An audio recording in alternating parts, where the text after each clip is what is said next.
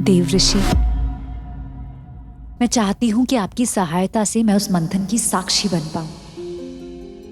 आप वो मार्ग हैं जिससे पिताश्री की आज्ञा का उल्लंघन भी नहीं होगा और मैं मंथन के दर्शन भी कर लूंगी। मैं जानती हूं आप त्रिकालदर्शी हैं। यहाँ रह के मुझे बताइए ना, वहां क्या हो रहा है? अब समझ आया मुझे कि नारायण ने मुझे यहां क्यों भेजा। जैसी प्रभु इच्छा।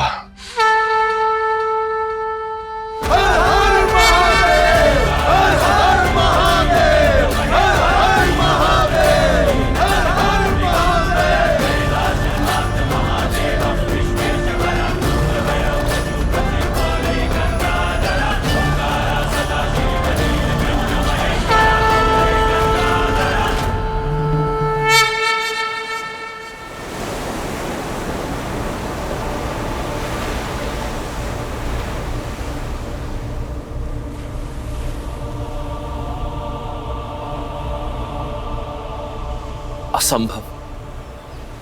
इन लहरों का वेग तो अत्यंत प्रचंड है। हे प्रभु, इतने तीव्र वेग में इस क्षीर सागर का मंथन भला कैसे संभव होगा? तुम देवता ना किसी योग्य नहीं हो, ना स्वर्ग के ना अमृत के।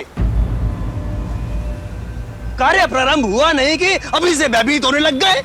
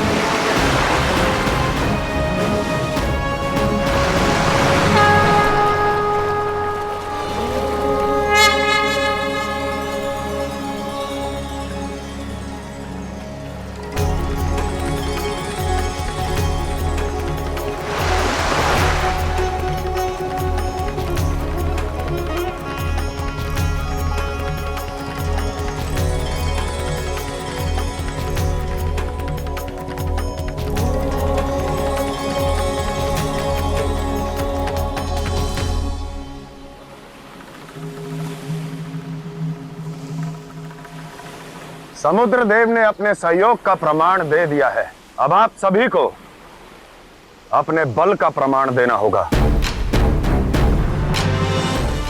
क्या आप सभी समुद्र मंथन के लिए सज्ज हैं? सच है, सच है।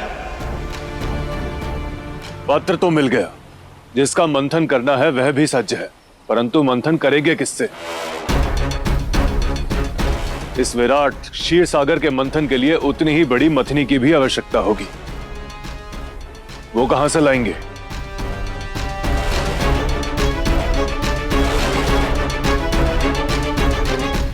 जब शिव ने समुद्र मंथन का सुझाव दिया तो मथनी के बारे में तो अवश्य सोचा होगा ना। इतने क्षीर सागर की मथनी भी तो विशेष होनी चाहिए ना। मंदरांचल पर्वत मंदराचल पर्वत जितने विशाल हैं उतने सुदृढ़ भी। मथनी बनने के लिए जाकर उनसे आग्रह करना होगा।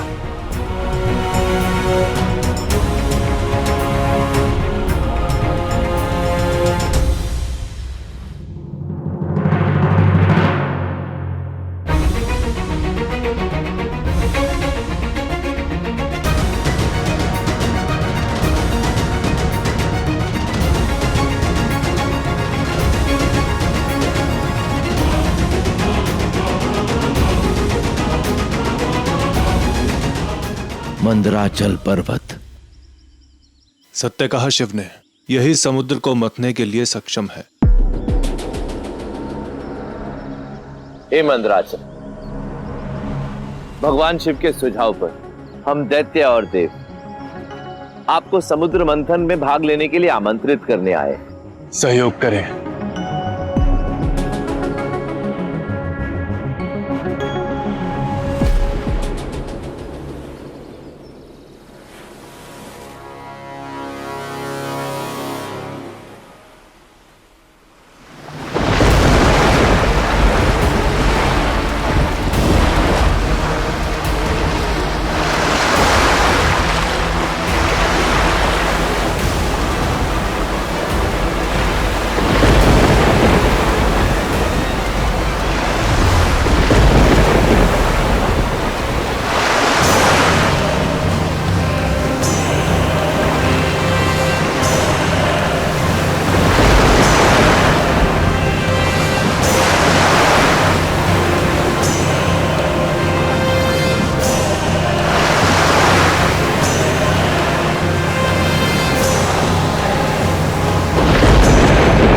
शिव के आग्रह को मद्राचल ने आदेश माना है। मंदार पर्वत मंथन के लिए सज्ज हो गया।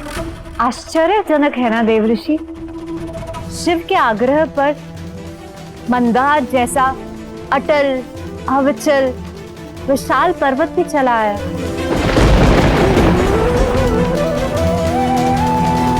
हमें मथनी तो मिल गई, किंतु इतनी विशाल काय मथनी को लपेटकर घुमाने के लिए इतनी ही प्रबल और लंबी रस्सी हम लाएंगे कहां से?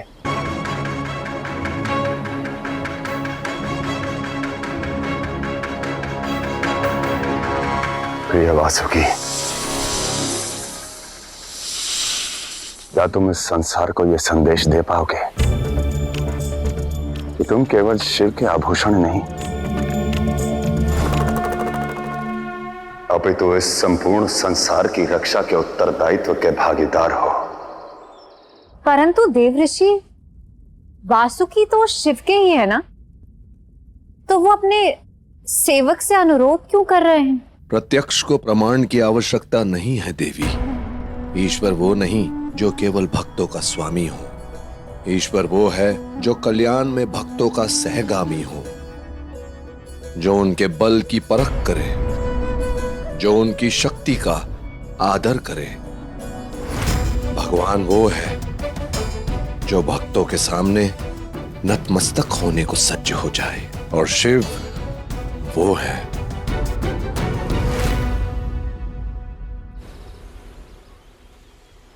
संसार के सबसे बड़े विषधर तुम हो और सबसे बड़े बलि भी। समुद्र की इन लहरों की वेग के बीच यदि मंदरांचल पर्वत को मंथन के लिए कोई घुमा सकता है तो वो केवल तुम ही हो। बता दो इस संसार को कि जब तक उद्देश्य में कल्याण है, विष से भरा वासुकी भी इस समुद्र मंथन का आधार बन सकता है।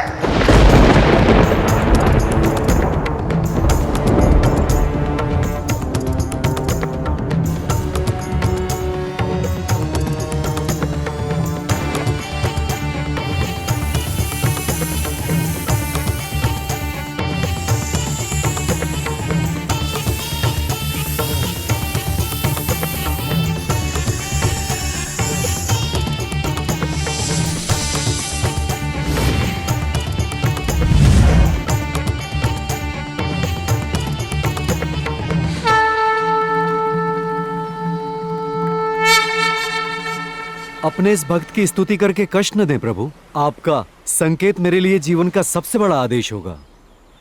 धन्यवाद कि आपने मुझे इस कर्तव्य के पूर्ण करने का पात्र समझा। विलंब किस बात का वासुकी महाराज? जाइए, मंदार पर्वत का आलिंगन कीजिए। क्या संशय है वासुकी? संशय नहीं, प्रार्थना है प्रभु। आपसे विनती है कि मंथन के आरंभ होते ही आप यहां से चले जाइए।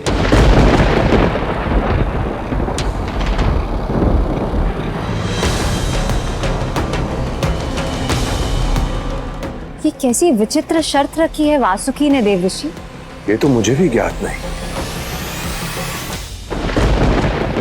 हे नागराज वासुकी, ये आप कैसी विचित्र विनती कर रहे हैं? प्रभु शिव के कहने पर ही तो हम ये समुद्र मंथन कर रहे हैं। यदि ये स्वयं ही यहाँ नहीं होंगे तो ये मंथन भला कैसे संभव होगा? क्योंकि मैं अपने शिव को भली भांति जानता हूं। जब मैं रस्सी बनकर लिपटूंगा और मंथन के समय इस पर्वत पर बार बार घिसा जाऊंगा, मेरी इस त्वचा पर कष्ट होगा। मेरे शिव मेरी ये दशा देख नहीं पाएंगे। मेरा कष्ट मैं सह लूंगा, पर उनकी पीड़ा मैं सह नहीं पाऊंगा। मंथन बाधित हो जाएगा प्रभु।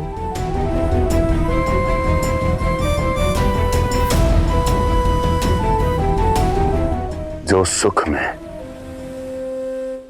मेरे साथ जुड़े रहते हैं, उनके दुख, उनकी पीड़ा में मैं उनका साथ कैसे छोड़ सकता हूं वासुकी? मंथन के बाद इस शरीर में यदि थोड़े से भी प्राण बचे तो आपका ये भक्त सीधा आपके पास आके आपके गले से लिपट जाएगा।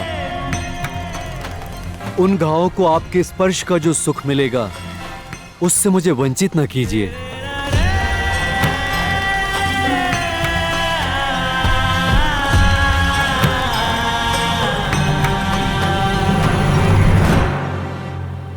ठीक है, मैं यहां नहीं रहूंगा। मंथन की प्रक्रिया के समय मैं कैलाश से ही इस धरती का संतुलन संभालूंगा।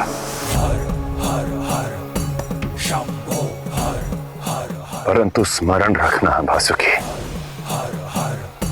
तुम मुझसे सदा सदा के लिए जुड़े हो। इस मंथन में जो पीड़ा तुम्हें होगी वो पीड़ा मुझे होगी। कर्तव्य पथ पर हमारे मार्ग भले ही अलग हो रहे हों, परंतु हमारा मंतव्य केवल कल्याण है।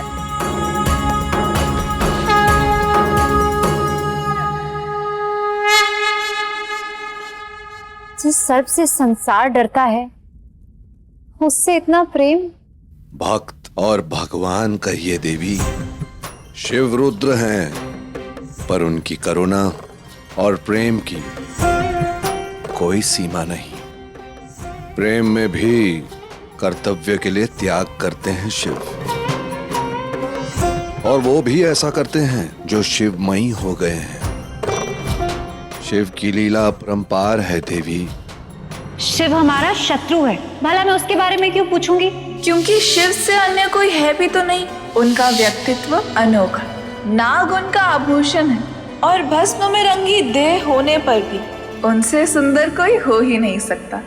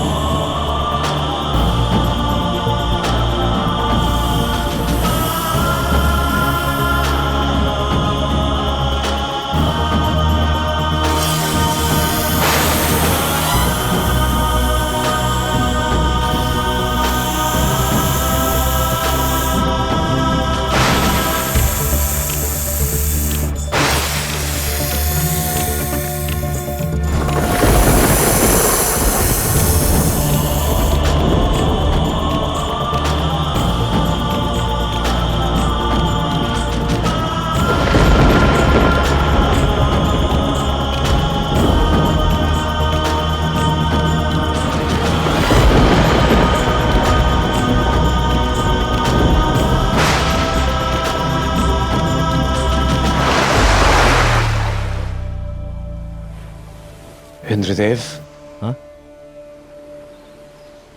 हमारे समक्ष तो एक बहुत बड़ी समस्या उत्पन्न हो गई है। नागराज वासुकी के मुख की ओर कौन जाएगा? समुद्र मंथन में जो घर्षण होगी उससे तो नागराज वासुकी के मुख से जहरीली फुफकार निकलेगी। हम उसे सहेंगे कैसे?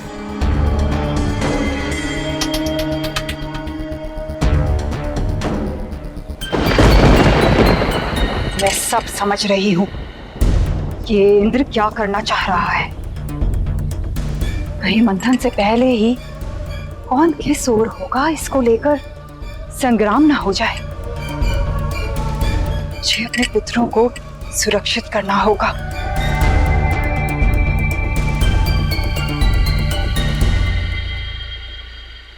आप सभी समुद्र मंथन की प्रक्रिया को आरंभ कीजिए।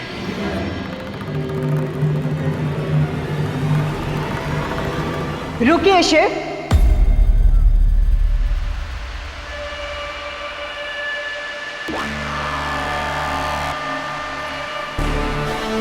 जाने से पहले ये भी तय करके जाइए कि वासुकी की पूंछ कौन पकड़ेगा और शीश की ओर कौन रहेगा।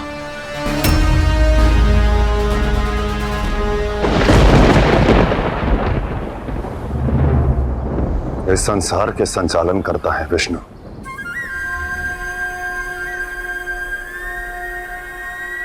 अब इस समुद्र मंथन का संचालन भी नारायण ही करेंगे।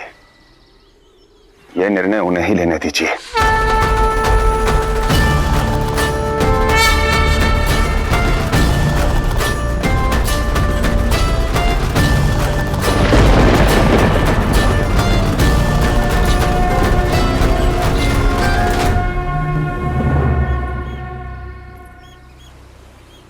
आशा है कि इस बार आप पक्षपात नहीं करेंगे नारायण। क्योंकि यदि ऐसा हुआ तो हम सब इसी क्षण यहां से चले जाएंगे।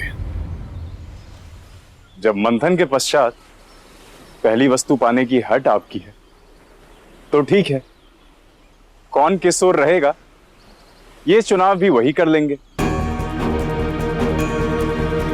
वैसे भी स्वर्ग लोक पर अधिकार पाकर आपने सिद्ध कर दिया है कि आप देवताओं से श्रेष्ठ, इसलिए चयन भी आप ही कर लीजिए।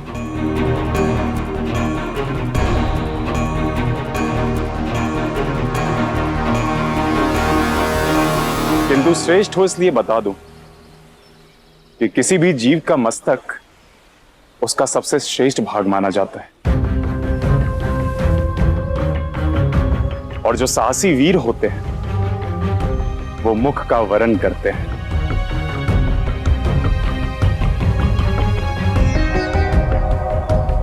तो चयन भी दैत्य ही कर लें। उचित है। तो मेरा निर्णय है कि श्रेष्ठ तो हम हैं ही नारायण, इसमें कोई संदेह नहीं। ले लिया हमने निर्णय। सर्प के पिछले भाग में देवता रहे,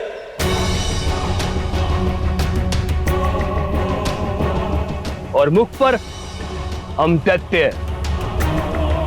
स्वर भानु, तुम कैसे ये निर्णय? स्वर भानु का प्रस्ताव श्रेष्ठ है माता। तुम इस नाग की पूंछ पकड़ने योग्य ही हो इंद्र, भगोड़े जो ठहरे।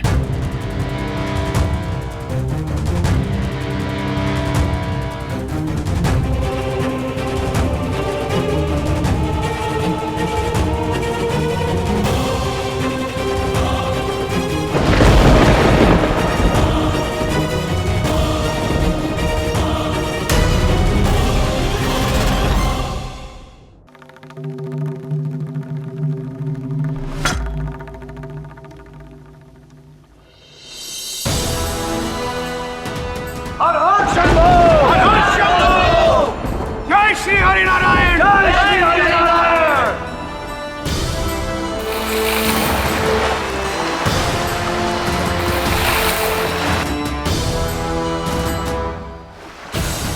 सृष्टि का सबसे महान और भव्य क्षण जो युगों युगों तक स्मरण किया जाएगा आरंभ हो गया है। अमृत मंथन। मंथन आगे।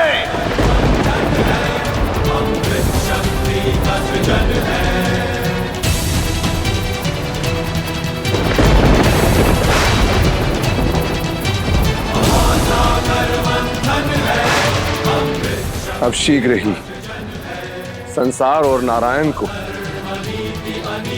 उनकी श्री प्राप्त होगी।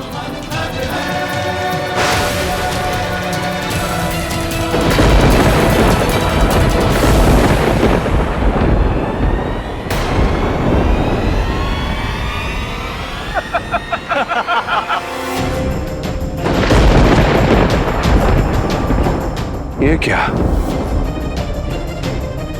हुआ देवऋषि?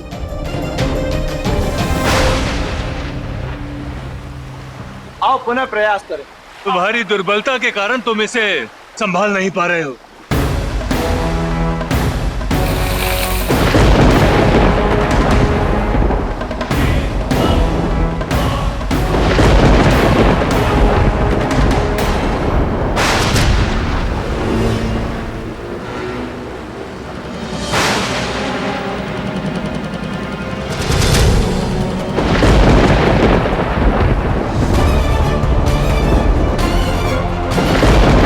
ये पर्वत तो निरंतर असंतुलित हो रहा है। राजा बलि, ऐसे तो मंथन असंभव है। हाँ नारायण, मथनी तो मिल गई, परंतु उसे संतुलित करने का कोई आधार नहीं है। यदि हम इसे संतुलित नहीं कर पाए, इस प्रकार तो यह पाताल लोक को भेज देगा। हाँ राजा बलि, और ये हमें स्वीकार नहीं।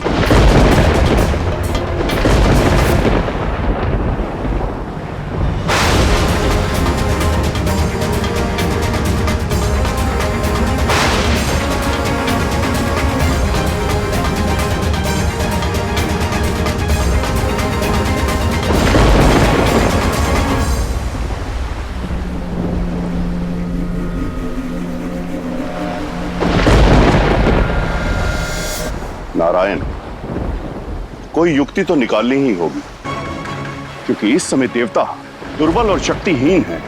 ऐसी स्थिति में उनसे कुछ नहीं हो पाएगा। अब क्या होगा देवऋषि? शिव तो कैलाश में ध्यान में है, अब स्थिति को कौन संभालेगा? यहाँ शिव आएंगे? शिव अपना उत्तरदायित्व किसी और को सौंप कर जा चुके हैं देवी।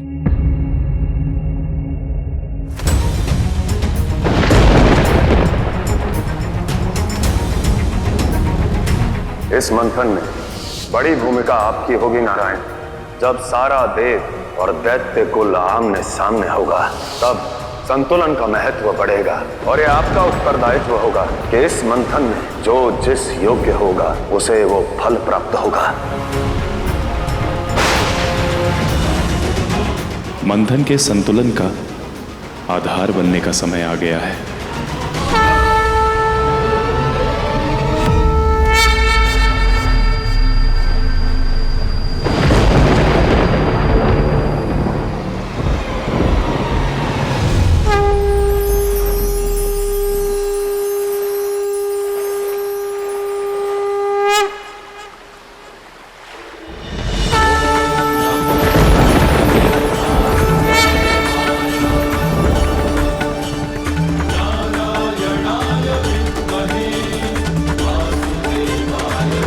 अर्थात भगवान विष्णु ने एक और अवतार ले लिया।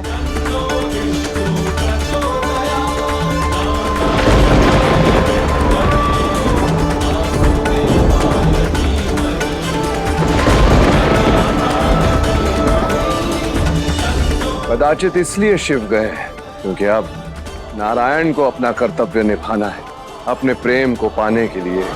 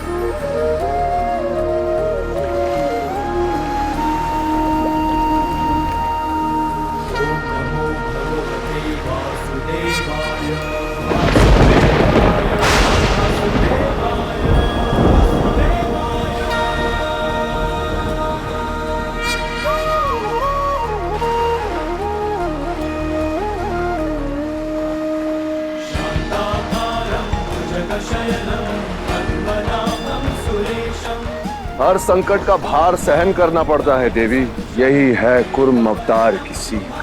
कुर्म अवतार की जय, कुर्म अवतार की जय, कुर्म अवतार की जय। शिव शंभू की जय, शिव शंभू की जय, शिव शंभू की जय।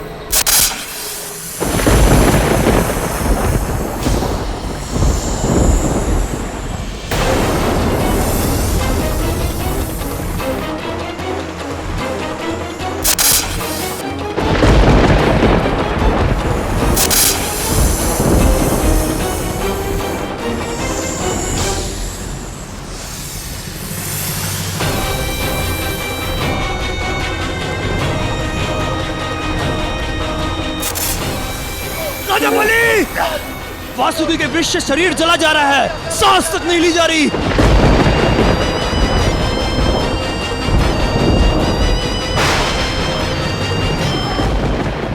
अब इसमें हम क्या कर सकते हैं? आप दैत्यों ने ही तो कहा था कि आप हम देवताओं से हर बात में अधिक सक्षम हैं, योग्य हैं, अधिक बलशाली हैं। परंतु यदि आपसे नहीं संभल रहा है तो कोई बात नहीं, अभी भी विलंब नहीं हुआ है। हम देवताओं को छोड़ की अदला बदली करने में कोई आपत्ति नहीं होगी। क्यों चंद्रदेव? हाँ हाँ, इतने भी दुर्बल नहीं हुए हम।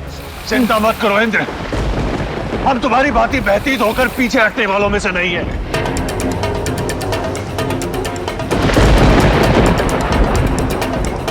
बस स्मरण रखना, मंथन से निकलने वाली पहली वस्तु पर हमारा अधिकार होगा।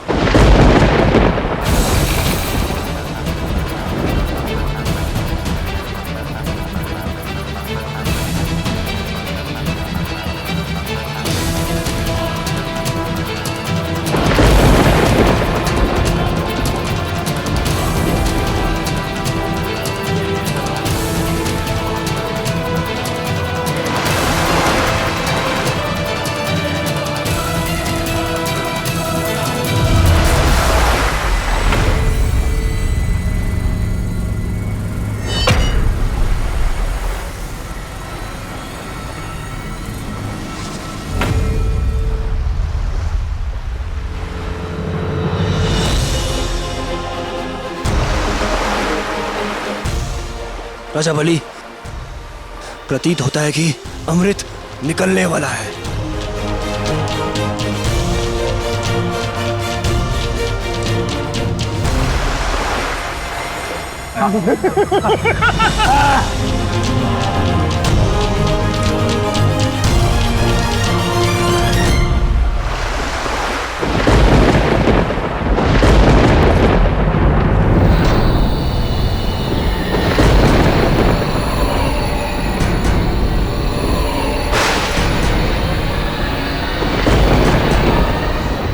क्या ये अमृत के आने का संकेत है देवऋषि?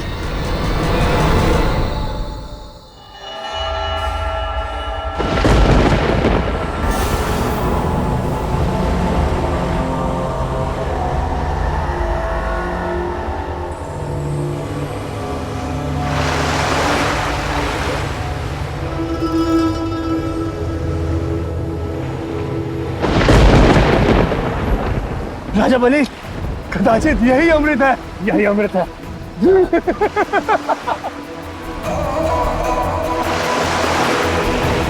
अमृत आ रहा है, अमृत आ रहा है।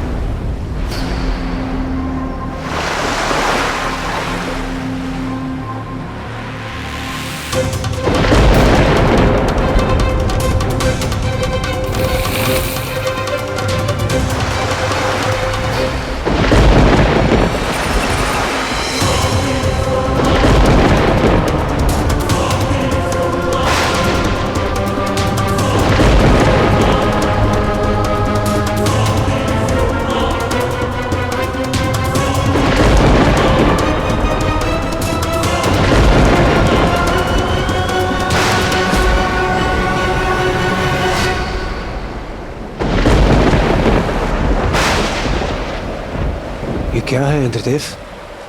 ये काले मेघ।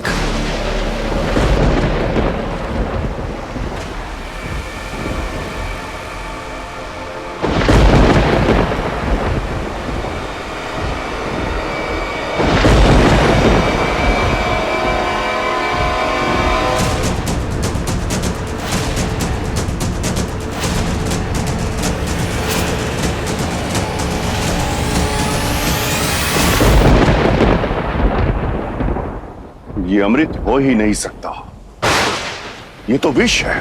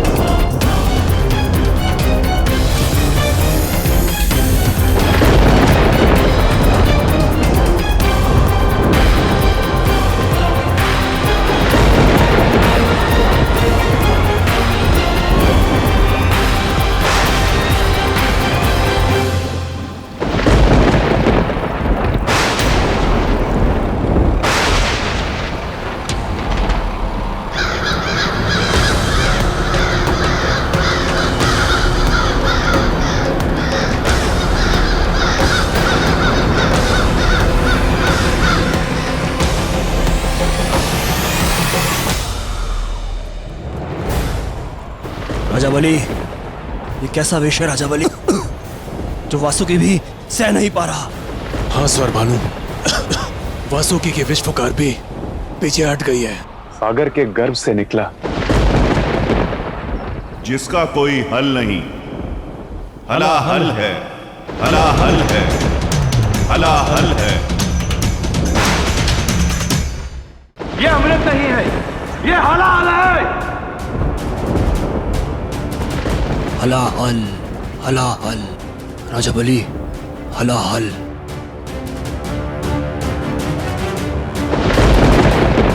हलाहल, हलाहल, हलाहल। लड़कियों भागो।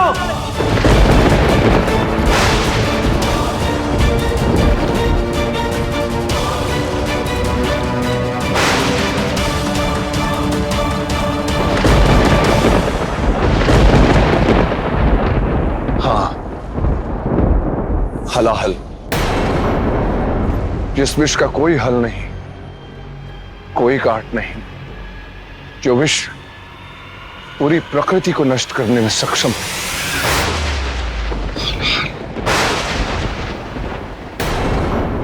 कहा था मैंने,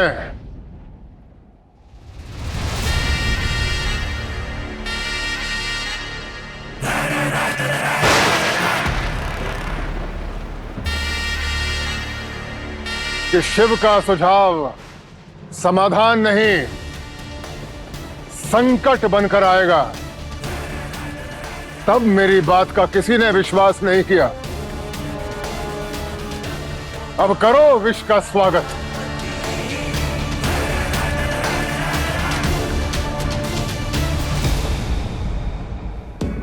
अनर्थ हो गया है प्रभु। पहले मेरे श्राप के कारण श्री विष्णु को माता लक्ष्मी से अलग होना पड़ा और अब प्रकृति पर घोर संकट छा गया है। समुद्र मंथन से हलाहल निकला है। कोई हल नहीं, कोई उपचार नहीं। उस विष से कोई कैसे बचाएगा प्रकृति को?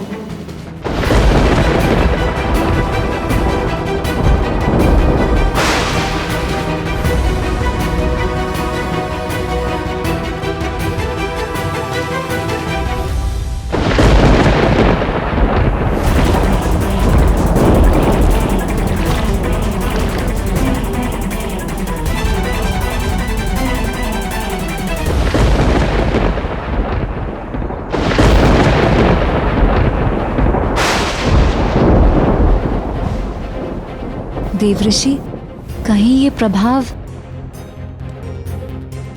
ये हलाहल का ही प्रभाव है। घोर अनिष्ट होने को है। यदि इसे रोका नहीं गया तो ये पूरे संसार के सर्वनाश का आरंभ है। नारायण, आप संचालक हैं, आपको कुछ करना ही होगा। आप देख सकते हैं ब्रह्मदेव, लक्ष्मी की अनुपस्थिति में मैं भी तेजहीन हो गया हूं। इस कुर्मा अवतार को भी बड़े ही श्रम से संभाला हुआ है। इस महाविनाशक हलाहल का तो मेरे पास भी हल नहीं है। जब सृष्टि के रचयिता और संचालक की ये दशा है तो संसार का क्या होगा? इस कष्ट को कोई नहीं काट पाएगा।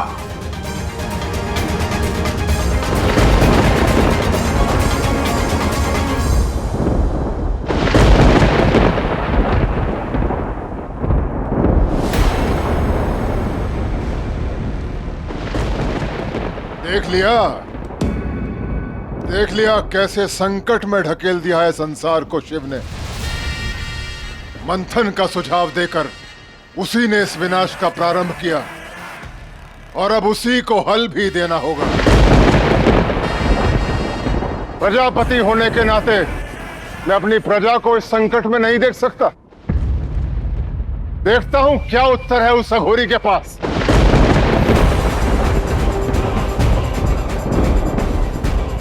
हर बार पिताश्री और शिव के संबंध बिगड़ क्यों जाते हैं? अब पिताश्री जाके शिव से उलझेंगे। इस हलाहल का क्या ही हल होगा शिव जी के पास? यही नियति है देवी। जो भला करता है संसार उसी पर प्रश्न के आक्रमण करता है,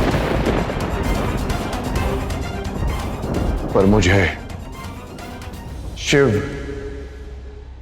और उनकी शक्ति पर पूरा विश्वास है।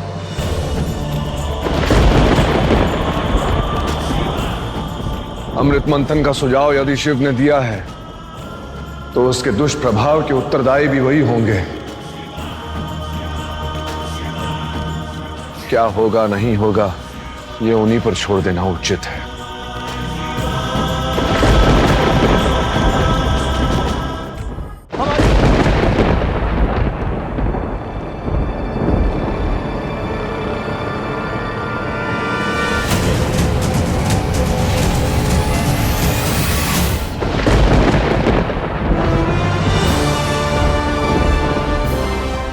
पिताश्री को रोककर कोई लाभ नहीं होगा, पर एक प्रयास कर सकती हूँ।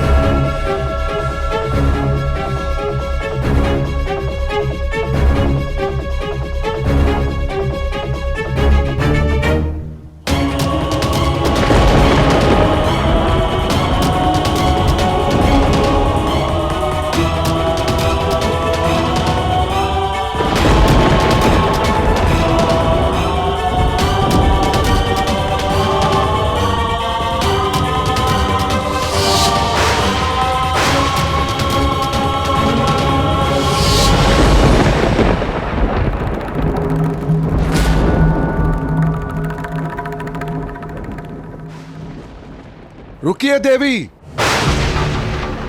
आपका वहां जाना उचित नहीं होगा। क्यों उचित नहीं होगा? वहां हलाहल सृष्टि का सर्वनाश कर रहा है और मैं यहाँ खड़ी रहकर देखती रहूं देवऋषि? क्या ये उचित होगा? और वैसे भी बहुत हुआ मेरा संचय। अब सती को शिव का पूरा सत्य जानना ही होगा। आशा करती हूं आप मुझे रोकेंगे नहीं। दाक्षायणी, तुम कहां जा रही हो?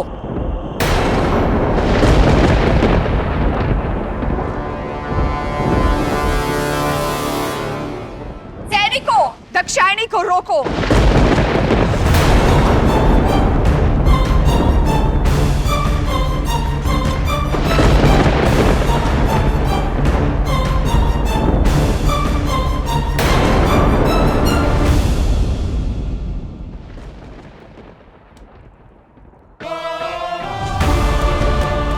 लौट कर आओ तो आपका दंड भी स्वीकार होगा मां। ना छिप कर जा रही हूं ना बिना बताए। आशा करती हूं इस बार अपने आदेश में नहीं बांधेंगी आप। पूरा ब्रह्मांड जिस शक्ति की राह तक रहा था, आज वो शक्ति अपनी नियति पर बढ़ चली है और अब उसे कोई नहीं रोक सकता।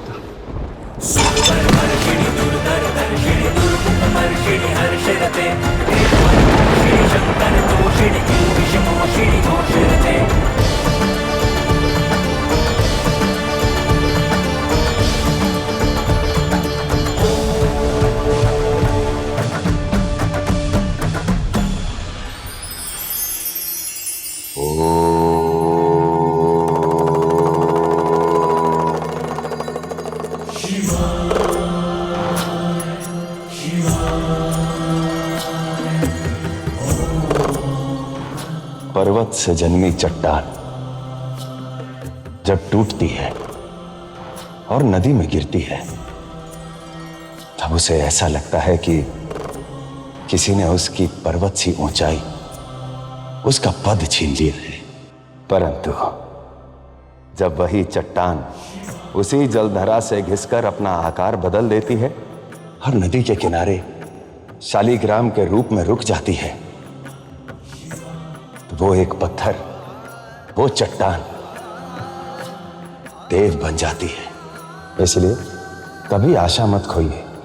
आपका कोई प्रयास असफल हो जाए तो निराश मत होइए। ध्यान रखिए, आपकी सोची योजना या भविष्य कदाचित इसलिए असफल हुआ क्योंकि आप स्वयं एक बड़ी योजना का भाग हैं।